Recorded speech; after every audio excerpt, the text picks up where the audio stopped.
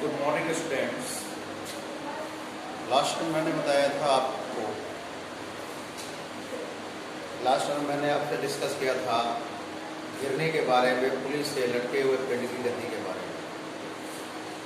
तो उसमें एक चीज़ ध्यान रखते हैं, जैसे कोई भी व्हीकल्स होता है तो इसके बाद देखिएगा आप position of a body in A lift. Lift में किसी पिंड की गति कैसे होती है, इसकी डिफरेंट पोजीशंस होती हैं, ध्यान दीजिएगा। केस फर्स्ट,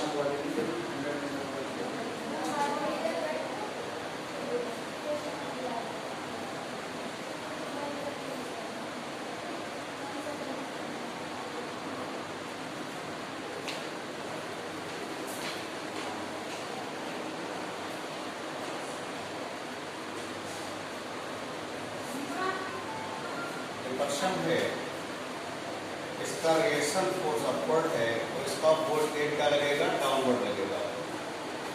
देखिए केस फर्स्ट है, अगर आपकी लिस्ट विरामावस्था में है यानी कि रुकी हुई है। दूसरी बात, या यू क्या है, नियत है।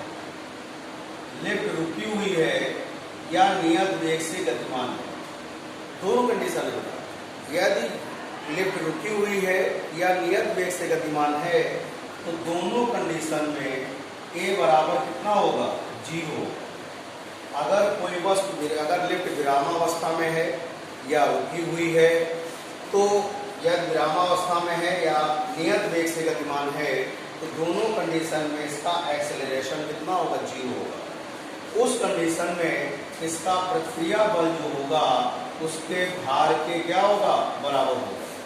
कहने मतलब ये हुआ बेटा, अगर लिफ्ट रुकी हुई है या विरामावस्था में है तो उस कंडीशन में आपका त्वरण, नियत त्वरण 0 होगा और उसका लिफ्ट व्यक्ति का भार, लिफ्ट व्यक्ति के भार पर कोई प्रभाव नहीं पड़ेगा। उसका जो वेट है वही रहेगा, उसके वेट पर कोई भी इफेक्ट नहीं आएगा। तो 2 पॉइंट इसमें हैं, यदि लिफ्ट विरामावस्था में है या इस एक नियत वेग से गतिमान है, ऊपर जा रही है या नीचे जा रही है, दोनों कंडीशन में इसका एक्सेलरेशन यानी त्वरण क्या होगा, 0 होगा बेटा। तो इस बात को आप ध्यान रखेंगे।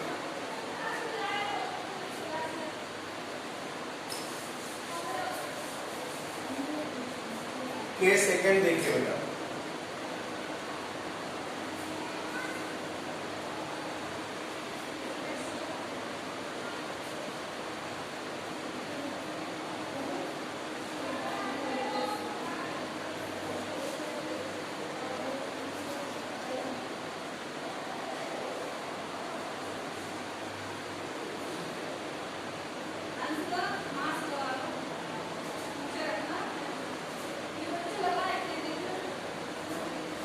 अगर मान लीजिए बेटा लिफ्ट एक नियत त्वरण से ऊपर की ओर जा रही है, लिफ्ट एक नियत त्वरण से अगर ऊपर की ओर जा रही है, कांस्टेंट एक्सीलरेशन से ऊपर जा रही है, तो आप कैसे क्या फाइंड करेंगे। मैंने इक्वेशन बनाने का एक तरीका बताया था कि पहले आप गति की दिशा देखिए।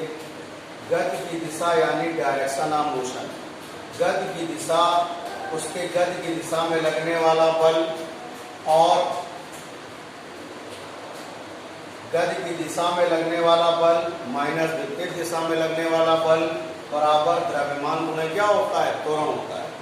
तरीका क्या बताया बेटा, फर्स्ट ऑफ ऑल पहले आप क्या देखोगे, गति की दिशा देखोगे, उसके बाद गति की दिशा में लगने वाला बल माइनस विपरीत दिशा में लगने वाला बल बराबर द्रव्यमान गुणा क्या होगा, त्वरण। तो बेटा यहाँ गति किधर हो रही है, ऊपर की ओर हो रही है, गति की दिशा में लगने वाला प्रतिक्रिया बल R है, माइनस विपरीत दिशा में लगने वाला भार बल क्या है, mg बराबर द्रव्यमान गुणे त्वरण यानी कि m × a होगा बेटा। ये इक्वेशन बनाना मेन काम है। आप गति की दिशा देखो, गति की दिशा में लगने वाले बल को देखिए, गति की दिशा में लगने वाला बल माइनस विपरीत दिशा में लगने वाला बल बराबर द्रव्यमान गुणे क्या होगा, त्वरण होगा। R = आएगा बेटा mg plus A, M A plus क्या होगा एम जी। बेटा यहाँ से m को कॉमन कर लीजिए, a प्लस जी होगा। तो देखिएगा उसका भार वास्तविक भार से अधिक प्रतीत होगा।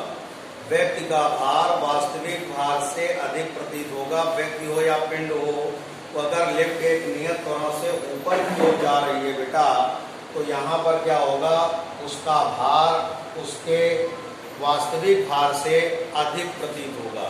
कितना प्रतीत होगा? वास्तविक भार से अधिक प्रतीत होगा। इस बात का ध्यान रखो बेटा।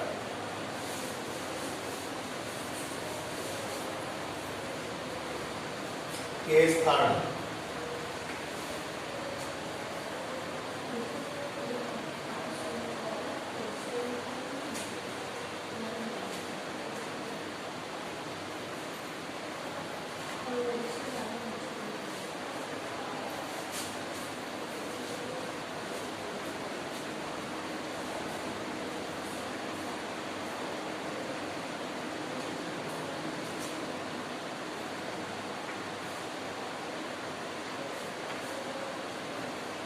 बेटा यदि लिफ्ट नियत त्वरण से नीचे की ओर गति कर रही है, यदि लिफ्ट जो है बेटा नियत त्वरण से नीचे की ओर गति कर रही है, तो उस स्थिति में क्या होगा, आप गति की दिशा में लगने वाला बल माइनस विपरीत दिशा में लगने वाला बल बराबर द्रव्यमान गुणे क्या हो जाएगा, त्वरण हो जाएगा।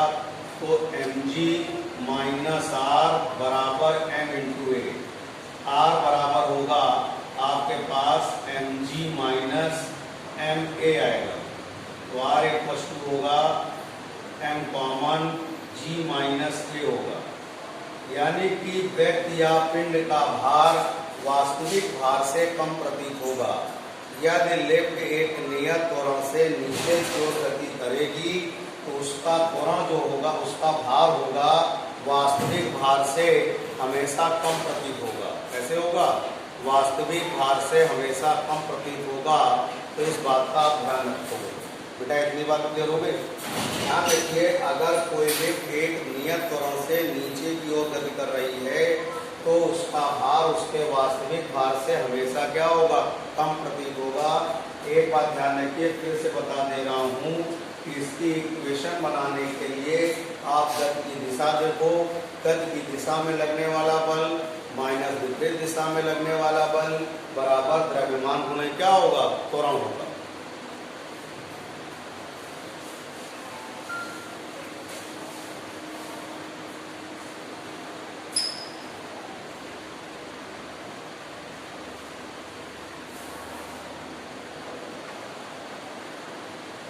अगर मान लीजिए लिफ्ट की डोरी अचानक टूट जाए, यदि लिफ्ट की डोरी अचानक टूट जाए तो मुक्त रूप से नीचे की ओर गिरने लगेगी, तो उस अवस्था में उसका जो त्वरण होगा गुरुत्वीय त्वरण के बराबर होगा।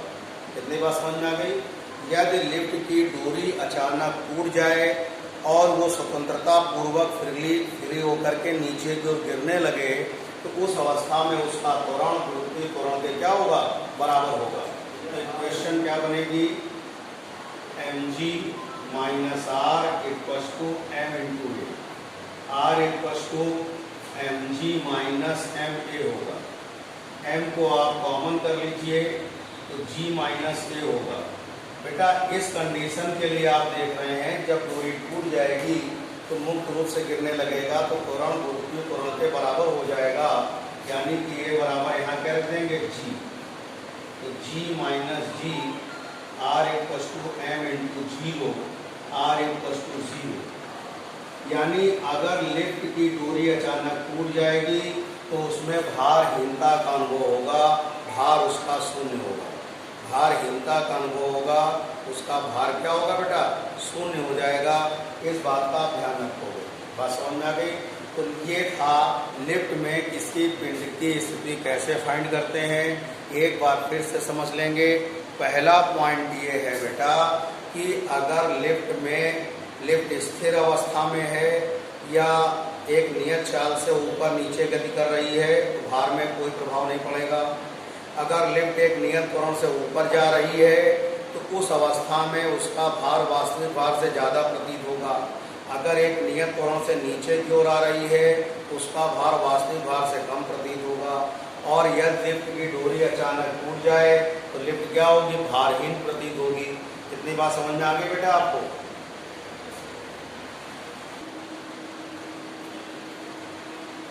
देखिए बेटा, ये क्वेश्चन है एनसीईआरटी 5.3 क्वेश्चन है आपका। एक लिफ्ट है जिसमें 70 किलोग्राम का एक पिंड रखा हुआ है। इसमें निम्न केस पूछे गए हैं आपसे। पहला है, अगर लिफ्ट एक नियत कोण वेग से ऊपर की ओर जा रही है। ए पार्ट है, अगर लिफ्ट एक नियत वेग से ऊपर की ओर जा रही है तो क्या होगा? प्रक्रिया बल ये होगा, mg ये होगा, u बराबर क्या है, कांस्टेंट है, यानी कि आपके पास 10 मीटर पर सेकंड की वेलोसिटी से जा रही है।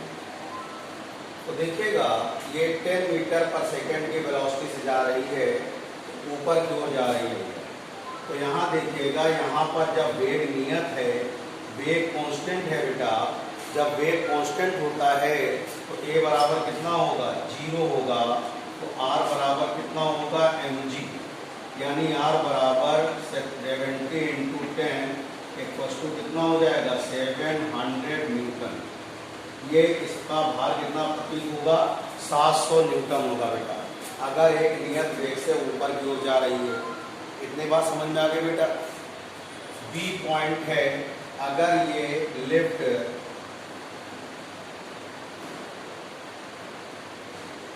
आर ये है, एम ये है, एम जी ये है, अब नियत त्वरण से नीचे की ओर आ रही है। ए बराबर 5 मीटर पर सेकेंड स्क्वायर के नियत त्वरण से नीचे आ रही है। तो इसके लिए इक्वेशन क्या बनाते हैं, गति की दिशा में लगने वाला बल माइनस विपरीत दिशा में बराबर द्रव्यमान गुणा त्वरण, आर बराबर M G minus M A. तो यहाँ से आप क्या करेंगे, यहाँ से हम कॉमन कर लीजिए g माइनस ए, तो r बराबर कितना होगा, 70 into 10 minus 70 into 10 minus 5, r बराबर कितना होगा, 70 गुणा 5 बराबर 350 न्यूटन।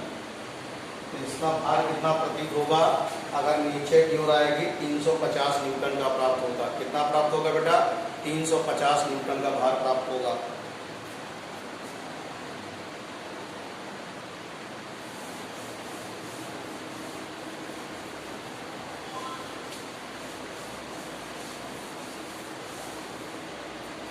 अब देखिए बेटा इसका सी पार्ट।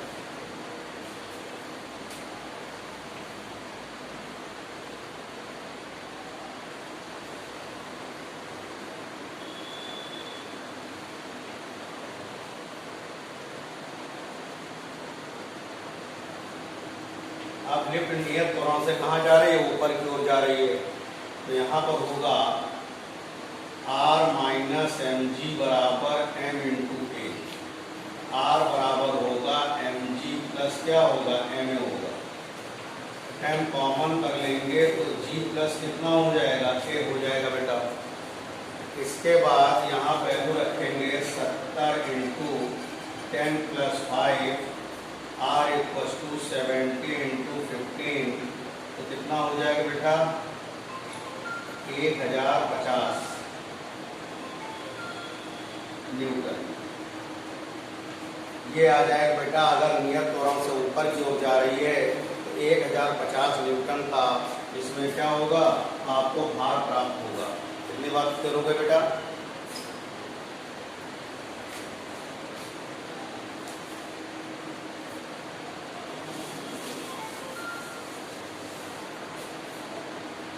डी पार्ट देखिए, अगर डोरी अचानक टूट जाती है, लिफ्ट की डोरी अचानक टूट जाती है,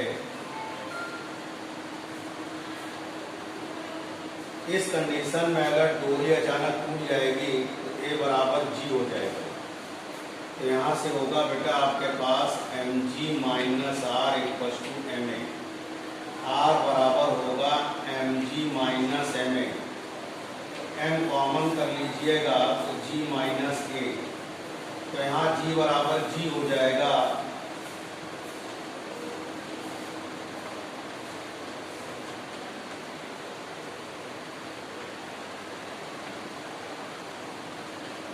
जीरो आ जाएगा उत्तर, यानी कि भारहीन प्रतीत होगी। कैसे प्रतीत होगी?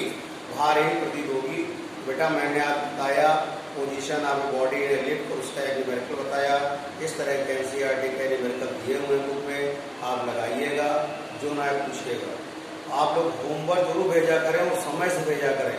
सबसे ज़्यादा बेटा आप ही के क्लास का होमवर्क आप कम आता है, बाकी अंक अच्छा बहुत अच्छा है। सभी विषय का भेजें और समय से भेजें, इस बात का विशेष ध्यान रखें बेटा। Thank you.